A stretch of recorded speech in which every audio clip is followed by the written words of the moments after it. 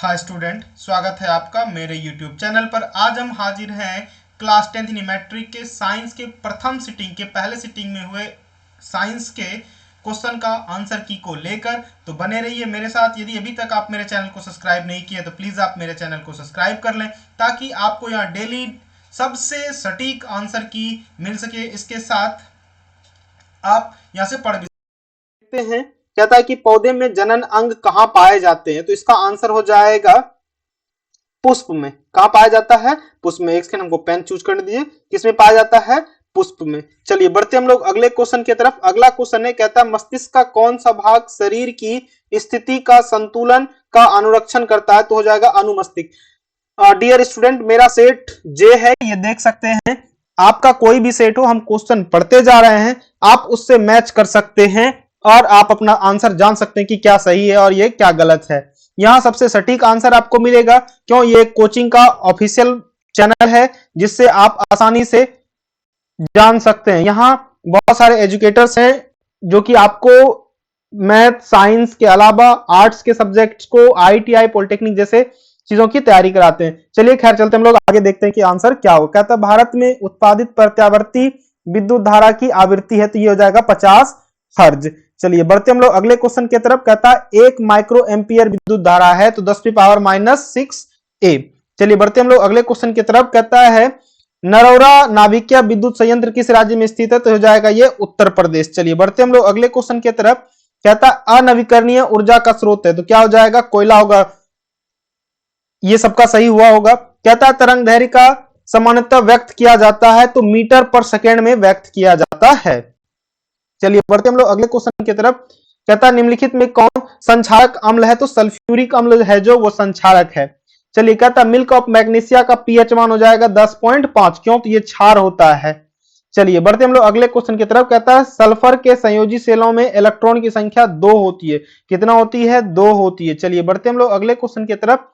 कहता है ओजोन परत का ह्रास मुख्यतः किसके द्वारा होता है, तो CFC जो क्लोरोफ्लोरोकार्बन है। चलिए वैसे सारे यहां जितने भी हैं सभी जिम्मेवार हैं, लेकिन सबसे अच्छा है इसमें क्लोरोफ्लोरोकार्बन। चलिए बढ़ते हम लोग अगले क्वेश्चन की तरफ।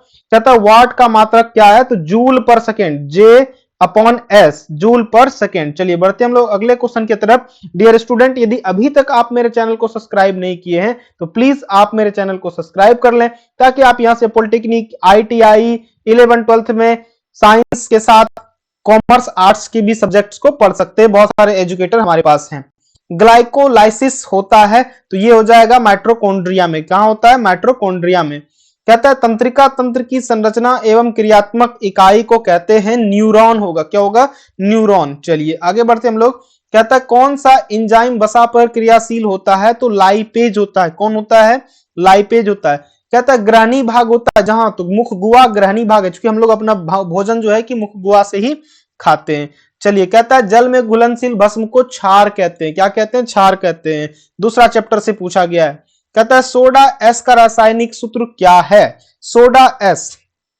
चलिए यहां आप देख सकते हैं Na2CO3 हो जाएगा। क्या हो जाएगा? Na2CO3 हो जाएगा। चलिए बढ़ते हम लोग आगे की ओर। कहता है निम्नलिखित में कौन विजातीय यौगिक है, तो प्लास्टर ऑफ पेरिस जो है वो विजातीय यौगिक है।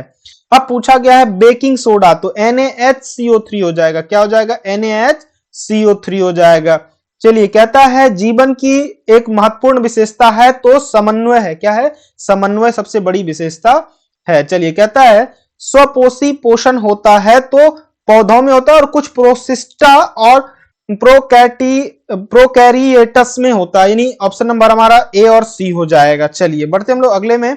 कहता है कि किस प्रकार का श्वसन से अधिक ऊर्जा मुक्त होती है, तो आप याद रखिएगा वायवीय होता है। क्या होता है? वायवीय होता है। आपको इससे ऑथेंटिक आंसर कहीं नहीं मिलेगा। कुछ भी यूट्यूबर 2-4 क्वेश्चन बता के केवल अपना व्यूज और लाइक बढ़ाना चाहते हैं। आपको यहाँ सबसे इंपॉर्टेंट और सबसे सटीक आंसर मिल रहा है, और टोटल क्वेश्चन का आंसर मिल रहा है। इसलिए आप इस वीडियो को अपने फ्रेंड्स को भी शेयर कर दें, ताकि वो भी जान सके कि उनका कितना सही हुआ। फर्जी यूट्यूबर के चक्कर में नहीं पड़े। कहता है मानव में नर जनन ग्रंथि कहलाता है, तो ये हो जाएगा वृषण। क्या कहलाता है? वृषण। चलिए बढ़ते हम लोग अगले क्वेश्चन की तरफ।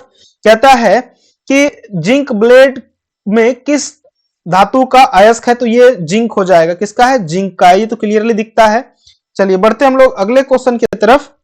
हमारा अगला क्वेश्चन है, कहता है कि आवर्त सारणी के किसी आवर्त के तत्वों में कौन सा गुण समान होता है। तो इसमें जो समान होता है वो है कक्षों की संख्या। क्या है? कक्षों की संख्या। चलिए बढ़ते हम लोग। कहता है हीटर के तार की कुंडली बनी होती है तो नाइक्रोम की बनी होती है। किसका होता है? नाइक्रोम की बनी होती है। कहता है किसी परिपथ में वह गुण जो विद्युत धारा को उष्मा में बदल जाता है तो यह प्रतिरोध होता है। क्या होता है? प्रतिरोध होता है। ठीक है, प्रतिरोध के कारण ही विद्युत ऊर्जा उष्मा ऊर्जा में बदलता है। चलिए, कहता है कि एक विद्युत सेल द्वारा धारा प्राप्त करने पर इसके सिरों का विभवांतर जो है वो विद्युत वाहक से कम, विद्युत वाहक बल से कम होता है। चलिए अगला क्वेश्चन है, कहता है किस पौधे में रंध्र की उपस्थिति होती है। तो नागफनी में। क्या होती है? नागफनी में। चलिए आगे बढ़ते हैं। BS4 क्या है? तो ये वायु प्रदूषण से है। देखिए अभी BS6 हम लोग का बाइक और गाड़ी आने लगा, पहले BS4 आता था, तो ये वायु प्रदूषण से है।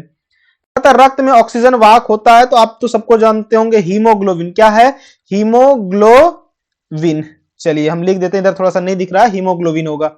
अगला कहता है आवर्त सारणी के प्रथम आवर्त में तत्वों की संख्या होती है।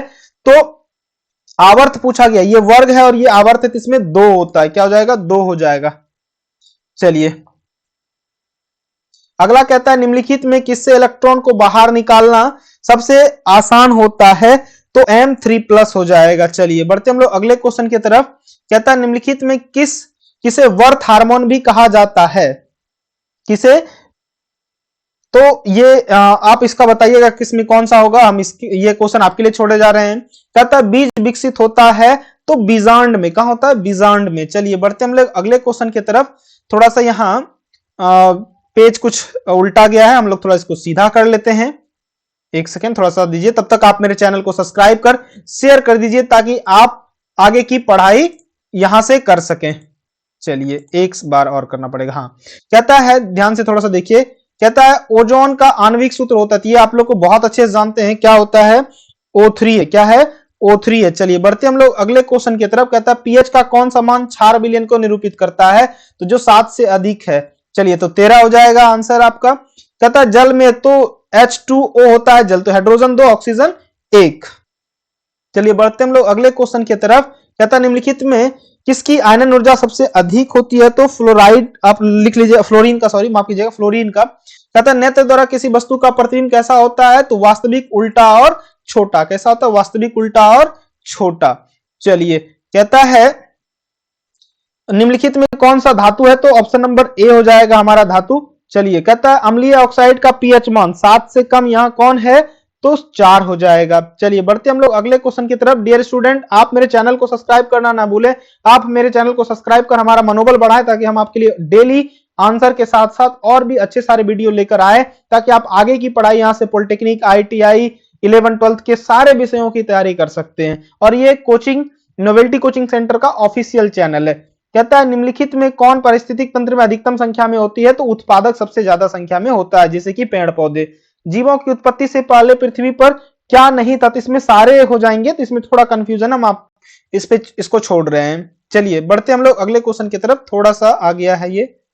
अच्छा ठीक, चलिए देखते हैं। कहता सबसे कठोर प्राकृतिक पदार्थ है। तो सबको पता है क्या हो जाएगा हमारा आंसर, हीरा हो जाएगा। चलिए बढ़ते हैं। कहता सिल्वर आयोडाइड का रंग, ये तो सबको पता है, श्वेत होता है, उजला होता है। चलिए बढ़ते हम लोग। श्वसन किस प्रकार की रासायनिक अभिक्रिया है। तो उष्मा क्षेपी। चूंकि हम लोग जब सांस लेते हैं, तेज दौड़ जाइए तो देखिए शरीर गर्म हो जाता है, तो उष्मा क्षेपी हो जाएगा, उस ऊर्जा निकलता है। चलिए बढ़ते हम लोग अगले क्वेश्चन की तरफ। ये थोड़ा सा उलट गया है, 1-2 क्वेश्चन, थोड़ा सा, तब तक आप मेरे चैनल को सब्सक्राइब कर लें। चलिए कहता है विद्युत परिपथ में विद्युत धारा को मापने के लिए उपयोग होता है। तो ए मीटर का उपयोग किया जाता है। किसके लिए? ए मीटर का। और यदि विभवांतर होता तब होता वोल्ट मीटर। चलिए कहता है निम्नलिखित में शक्ति का मात्रक है I²R। क्या है? I²R। चलिए सॉरी, नहीं करता है, सॉरी माफ कीजिएगा, तो ये IR² जो कि नहीं करता है, माफ कीजिएगा, तो ऑप्शन नंबर डी हो जाएगा। अगला है, कहता है निम्नलिखित में किस वस्तु का प्रतिबिंब, अच्छा निम्नलिखित में किसी वस्तु का प्रतिबिंब वास्तविक प्रतिबिंब कौन बना सकता है। तो उत्तल लेंस हो जाएगा। क्या हो जाएगा? उत्तल लेंस हो जाएगा, उत्तल लेंस। चलिए बढ़ते हम लोग अगले क्वेश्चन की तरफ। अच्छा 1-2 क्वेश्चन थोड़ा उल्टा हो गया, फिर हम बाद में उसको कवर कर लेंगे। कहता है किसी चालक तार से प्रवाहित विद्युत धारा का गतिशील कौन होता है। तो न्यूट्रॉन होता है। कौन होता है? न्यूट्रॉन होता है। सॉरी, माफ कीजिएगा, न्यूट्रॉन नहीं, इलेक्ट्रॉन होता है। माफ कीजिएगा, थोड़ा सा देखने में गड़बड़ होता है, इलेक्ट्रॉन होता है। चलिए बढ़ते हम लोग अगले क्वेश्चन की तरफ। कहता है 12 वोल्ट विभवांतर दो बिंदुओं के बीच 2 कूलम का आवेश है, तो कितना किया जाता है, कार्य कितना किया जाता है? तो हमारा हो जाएगा 24 वोल्ट। कितना हो जाएगा? सॉरी, 24 जूल हो जाएगा, क्योंकि कार्य का मात्रक जूल होता है।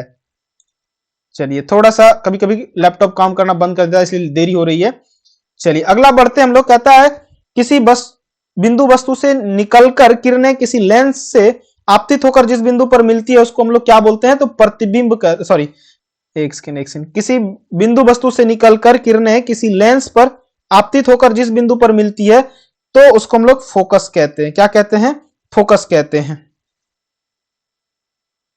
चलिए अगला बढ़ते हम लोग। कहता है फोटोग्राफी कैमरा का अभिदृश्यक होता है, तो अभिदृश्यक जो होता है वो होता है हमारा, फोटोग्राफी है तो अवतल होगा। क्या होगा?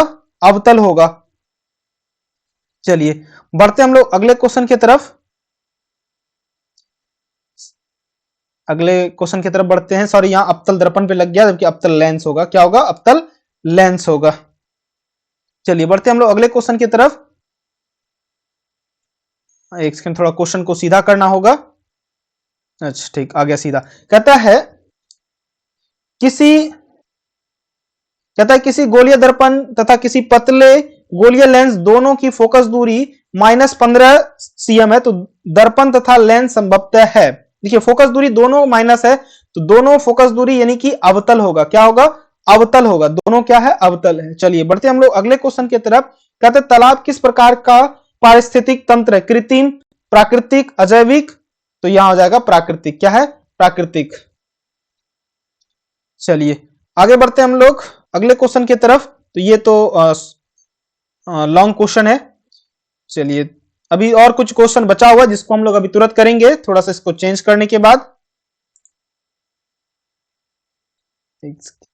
एक बार और घुमा दीजिए, तब तक आप मेरे चैनल को सब्सक्राइब कर लें। चलिए कहता है पारिस्थितिक तंत्र में ऊर्जा होता है क्या? वर्षा जल, सूर्य प्रकाश? तो क्या हो जाएगा? सूर्य प्रकाश। चलिए बढ़ते हम लोग अगले क्वेश्चन की तरफ। कहता है कॉपस ल्यूटियम से स्रावित हार्मोन होता है, तो इसमें जो होता है वो टेस्टोस्टेरोन होता है। चलिए बढ़ते हम लोग अगले क्वेश्चन की तरफ। अगला क्वेश्चन कहता है उत्तल लेंस द्वारा आवर्धित काल्पनिक प्रतिबिंब तब बनता है जब वस्तु क्या होता है? फोकस और लेंस के बीच होता है। क्या होता है? फोकस और लेंस के बीच होता है। चलिए कहता है स्पेक्ट्रम प्राप्त करने के लिए किसका उपयोग किया जाता है? तो प्रिज्म का। ये बहुत ही आसान क्वेश्चन है। चलिए बढ़ते हम लोग अगले क्वेश्चन की तरफ। ये दीर्घोत्तरीय क्वेश्चन है। चलिए देखते हैं। हाँ, कहता है यौन परिपक्वता की अवधि को कहते हैं किशोरावस्था। क्या कहते हैं? किशोरावस्था। चलिए बढ़ते हम लोग अगला क्वेश्चन की तरफ। कहता है किशोरावस्था में होने वाले शारीरिक परिवर्तन के कारण क्या होता है? टेस्टोस्टेरोन और एस्ट्रोजन का स्रावन होता है, स्रावित होता है।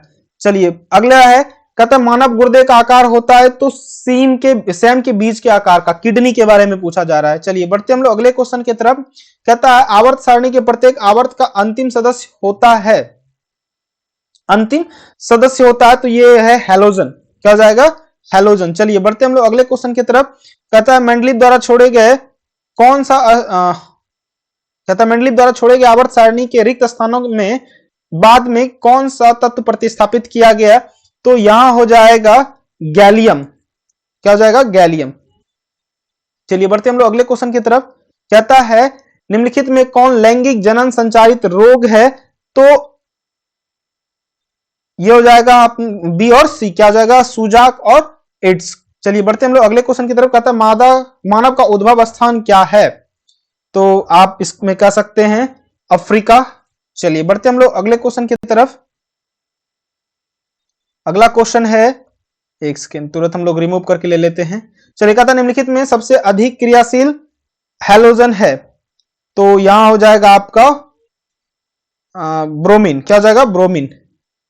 चलिए अगला बढ़ते हम लोग। कहता है किसी तत्व में 2 सेल और दोनों ही इलेक्ट्रॉन पूर्णतः भरे हुए हैं, तो ये क्या कहलाएगा?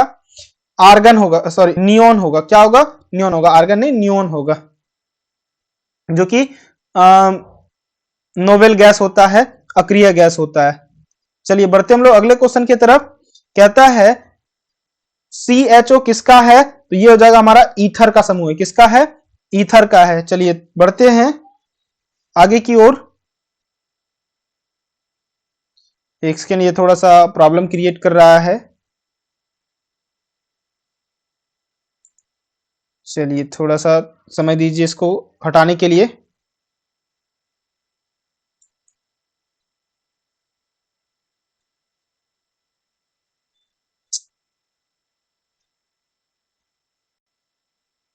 यहाँ इसका कथा निम्नलिखित में कौन,